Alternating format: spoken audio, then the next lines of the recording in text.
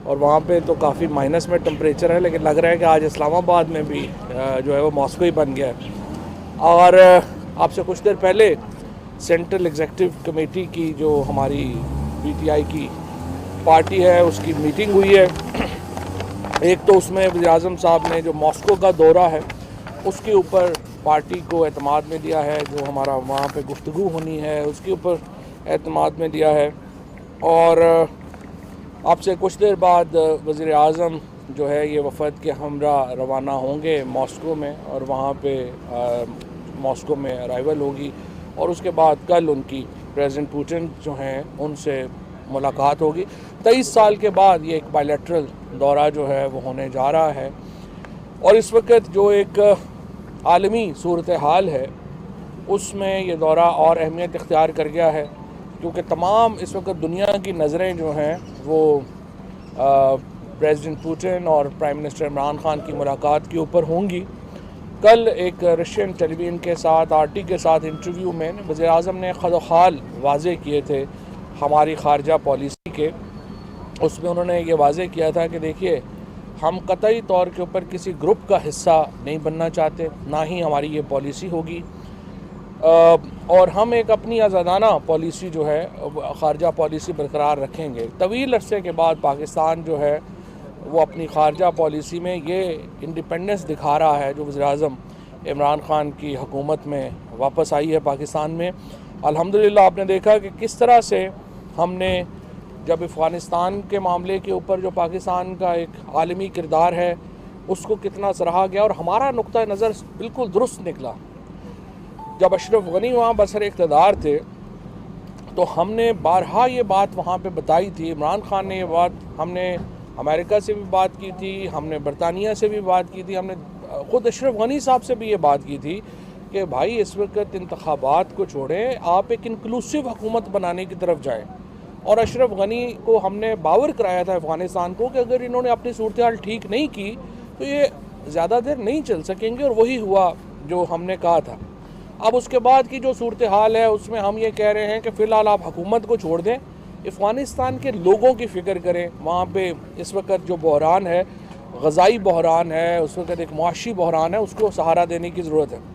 ये जो इस वक्त रशिया में और यूक्रेन में जो टेंशन है उसमें कल जैसे वज़ीर-ए-आज़म साहब ने ये बात कही, एक तो देखिए कि तेल की कीमतें $100 अब बैरल पे चली गई हैं, जिससे पूरी दुनिया मुतासर हो रही है। ख़ुद पाकिस्तान में आपने देखा है कि किस तरह का ये बहरान है। लेकिन इसका जो दूसरा पहलू है वो ये है कि 40% से ज़्यादा दुनिया की जो गंदम है वो रशिया और यूक्रेन में पैदा होती है, और अगर ये बहरान बढ़ता है तो इसका मतलब ये होगा कि ग़ज़ाई बहरान भी दुनिया में जन्म ले सकता है। लिहाजा इसको काफ़ी जो है वो हमें देखने की ज़रूरत है और एहतियात से कदम उठाने की ज़रूरत है, और हम इंशाअल्लाह ताला यही एहतियात जो है वो मलहूज़ रखेंगे। और ये आपने जिस तरह से वज़ीर-ए-आज़म साहब ने कल कहा कि हमारा एक मकसद यही है कि हम एक मुतवाज़न ख़ारजा पॉलिसी जो है वो लेके चल सकें।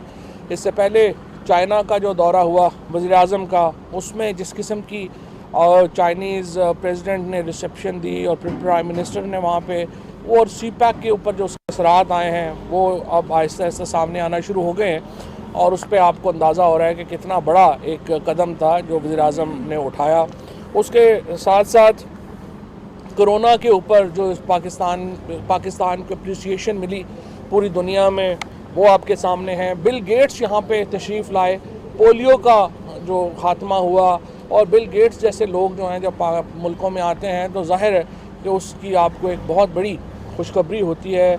इस तरह की इन्वेस्टमेंट्स आ रही होती हैं, वो भी आपके सामने जो हैं वो इसमें जो हैं वो आई हैं। इस सारी सूरत हाल में CEC ने वज़ीर-ए-आज़म और जो हुकूमत है उसके ऊपर मुकम्मल एतमाद का इजहार किया, और ये बात इस बात के ऊपर हदिया तबरीक पेश किया जिस तरीके से पाकिस्तान की ख़ारजा पॉलिसी जो है उसको चलाया जा रहा है। हमने इसमें जो अपोजिशन की तरफ से तहरीक अदम एतमाद की गुफ्तगू है उसके ऊपर भी गौर किया है। कम अज़ कम हमारे 3 MNAs ने, जिनमें एक जो है वो अक़लियती मेंबर है और एक ख़ातून है, उन्होंने ये रिपोर्ट किया है कि उनको पैसे ऑफ़र किए गए हैं अदम एतमाद के लिए। मैं ये समझता हूँ कि ये एक बहुत ही शर्मनाक रवैया है। और जिस तरीके से बोलियां, रात को आपने देखा कि पाकिस्तान के दो बड़े सौदागर इकट्ठे हुए, एक के ख़िलाफ़ मनी लॉन्ड्रिंग का केस चल रहा है लाहौर में, दूसरे के ख़िलाफ़ मनी लॉन्ड्रिंग के केसेस चल रहे हैं कराची में। जरदारी और शहबाज शरीफ पाकिस्तान में, अगर आपने करप्शन की दो तस्वीरें, अगर आपने कहना हो कि करप्शन को तस्वीरों में दिखाएं, तो आप इन दोनों की तस्वीरें लगाते हैं। इन दोनों ने रात को जो मुलाकात की, और उससे अगर आप हमारे जो MNAs हैं उनके जो रिपोर्ट है या उनकी जो स्टेटमेंट्स हैं प्राइम मिनिस्टर साहब को और पार्टी क़यादत को, उसको आप जोड़ें तो साफ जाहिर है कि रात की मुलाकात में तय ये हुआ कि आप कितने पैसे डालेंगे और हम कितने पैसे डालेंगे। दोनों जो हैं उनको फ़िक्र क्या है।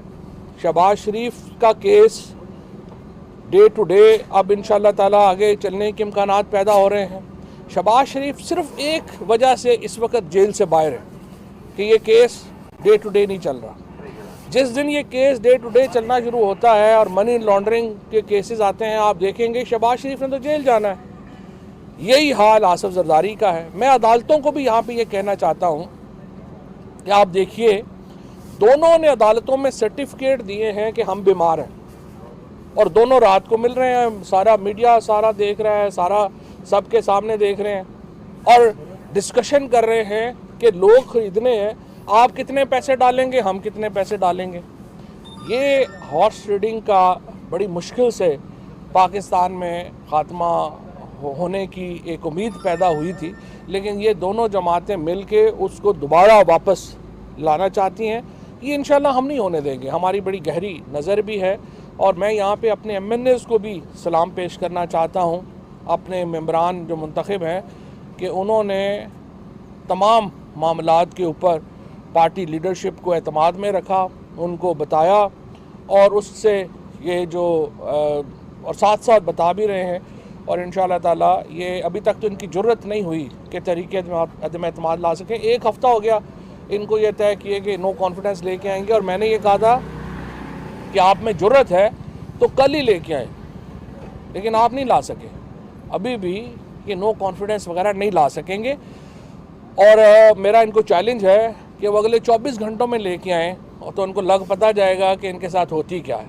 हम बहरहाल अगले इंतखाबात की तैयारी कर रहे हैं। हम उन इंतखाबात को जो है वो आगे बढ़ाना चाहते हैं, उन इंतखाबात को आगे लेके जाएंगे।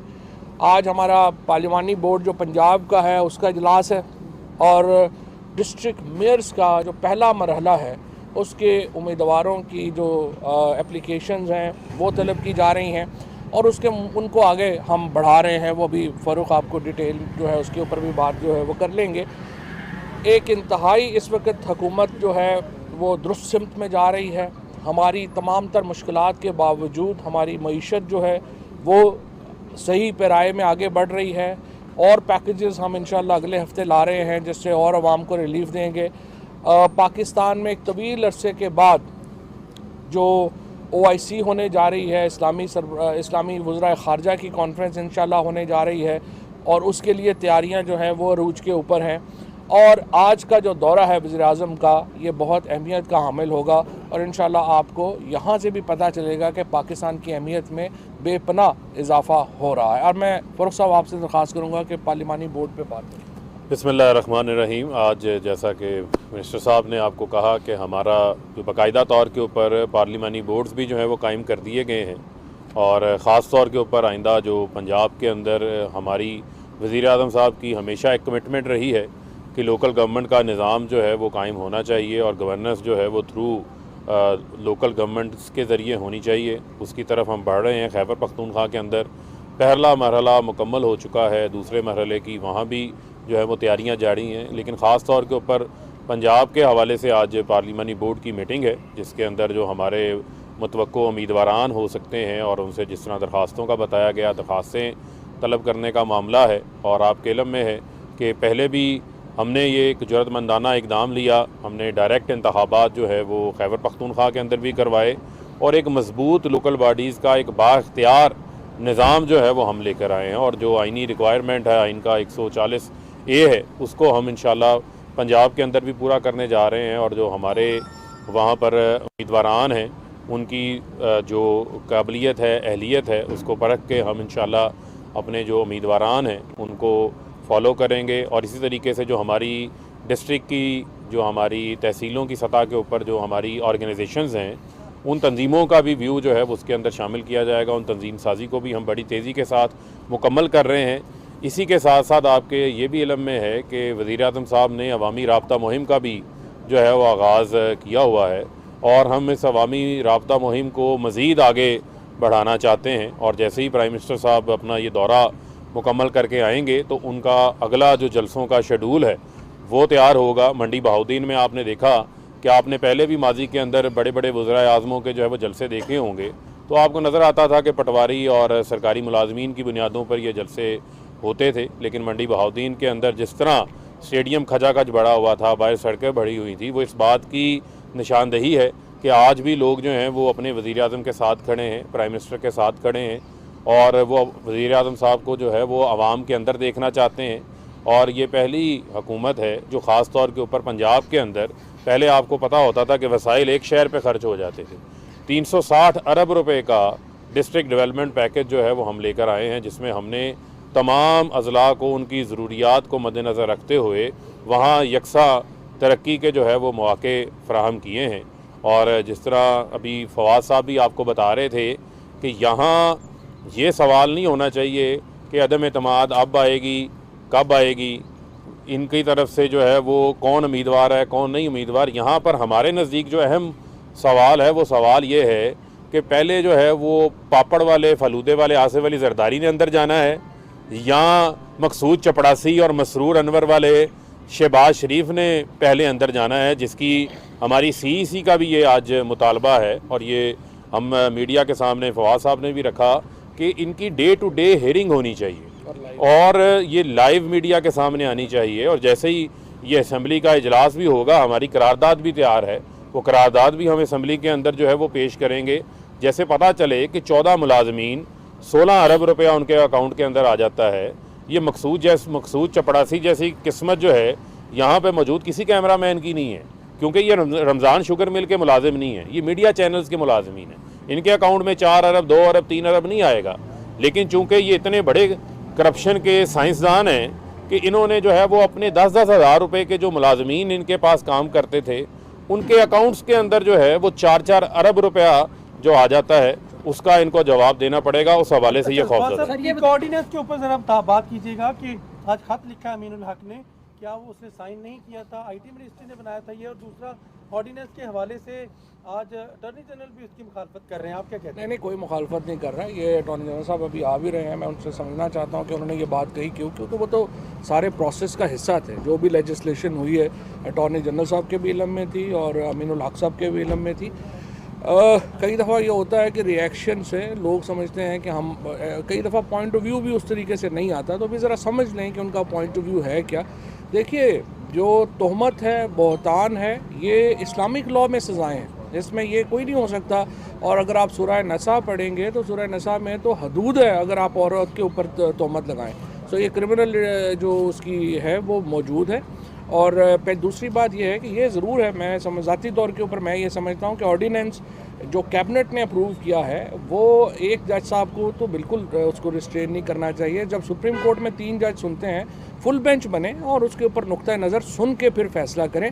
और ये कि कानून ही नहीं होना चाहिए, ये तो बिल्कुल ही एक मैं समझता हूँ कि गलत बात है। रेगुलेशन ही नहीं होनी चाहिए। आप ये कहें, ये बहस होनी चाहिए कि जी इस कानून में क्या क्या सेफगार्ड्स हों कि ये मिसयूज़ ना हो, ये आप बहस करें। ये बहस तो नहीं होनी चाहिए कि रेगुलेशन ही नहीं होना चाहिए, ये तो बेतुकी बात है। सर लास्ट से ये 2 चीज़ें हैं सर। एक तो प्राइम मिनिस्टर रशिया जा रहे हैं, तो खबरें ये हैं कि यूक्रेन की जानिब से भी दरख्वास्त की गई है कि कुछ सालसी का किरदार पाकिस्तान अदा करे। क्या ये बात सही है और इसमें आप लोगों की क्या मुशावरत हुई है? दूसरी ये कि मुस्लिम लीग नून की जो नायब सदर है मरियम नवाज़, उन्होंने एक बार फिर एक इदारे के पेशावर से एक ताल्लुक़ का आपकी हुकूमत की हिमायत का आप पर इल्ज़ाम लगाया, उस पर क्या कमेंट? मरियम नवाज़ घबरा गई हैं। ये जो मरियम औरंगज़ेब का बयान है, ये ज़ाहिर है शहबाज शरीफ और नवाज़ शरीफ की मंजूरी से आया है। मैं देखिए, ये इन्होंने को पहली बार कोशिश नहीं की है कि फ़ौज को डिवाइड जनरल आसिफ नवाज साहब के अगर आप उठा के देखें, उस वक्त नवाज शरीफ ने की फ़ौज को तकसीम किया जाए। उसके बाद जब जनरल जहांगीर करामत साहब का मामला हुआ, उसके बाद जब ये जनरल परवेज़ मुशर्रफ साहब के दौर में, हर दौर में PMLN ने कोशिश की है कि फ़ौज को डिवाइड की। जो इनकी एक बेवकूफ़ाना, अहमकाना और मैं ये समझता हूँ कि एक ख़तरनाक स्ट्रेटजी है, इसके ऊपर ना आए। हमारी फ़ौज एक प्रोफेशनल आर्मी है, सारी फ़ौज जो है वो इकट्ठी है और कॉन्स्टिट्यूशनल स्कीम में फ़ौज जो है उसको हुकूमत के साथ होना होता है, वो हुकूमत के साथ ही होती है। इस तरह की बातें मैं समझता हूँ उन्हें करनी भी नहीं चाहिए। मरियम औरंगज़ेब बेचारी की तो ज़ाहिर है इतनी नहीं है कि उसने खुद ही कर दिया होगा, ज़ाहिर है उसको ऊपर वालों ने कह दिया, उसने लिख दिया। लेकिन उसको भी मैं मरियम औरंगज़ेब साहिबा को भी कहना चाहता हूँ, एहतियात किया करें, ऐसी बेवकूफ़ाना बातें ऊपर वाले जो कहते हैं वो लिख के नहीं आगे कर देते। अच्छा, सर